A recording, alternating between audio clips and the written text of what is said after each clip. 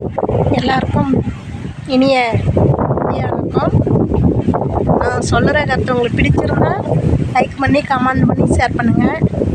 இப்போ ஒருத்தவங்கள்ட்ட போய் வழி தெரியலை, நம்ம ரோடு போயிட்டுருக்குறப்போ ஒரு இடத்துக்கு போகிறப்போ, அது எந்த இடமா இருந்தாலும் பரவாயில்ல, ஏதோ ஒரு இடத்துக்கு போகிறப்போ, ஒரு வீட்டுக்கோ உறவினர் வீட்டுக்கோ இல்லை ஒரு யாரோ சொந்தக்காரங்க வீட்டுக்கோ இல்லை ஏதோ ஃபங்க்ஷனுக்கு ஏதோ போகிறோம்போ, அப்போ போகும்போது வழி தெரியலை.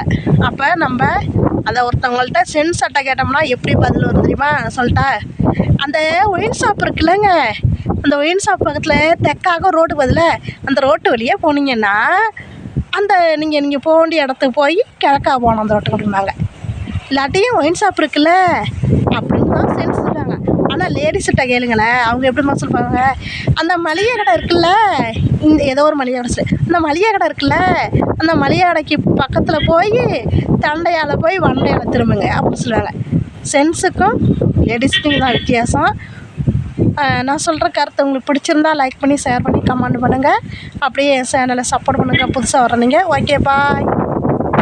அடுத்த யூடியூப் சேனல்லையும் சந்திப்போம். சென்ஸ் அட்டை கேட்டிங்கன்னா ஒயின் ஷாப் பக்கத்தில் போகணும் தான் சொன்னாங்க. லேடிஸை கேட்டிங்கன்னா மளிகை கடை, கூல்ட்ரிங்க்ஸ் கடை அப்படின்னு சொன்னாங்க. ஓகே, பாய்.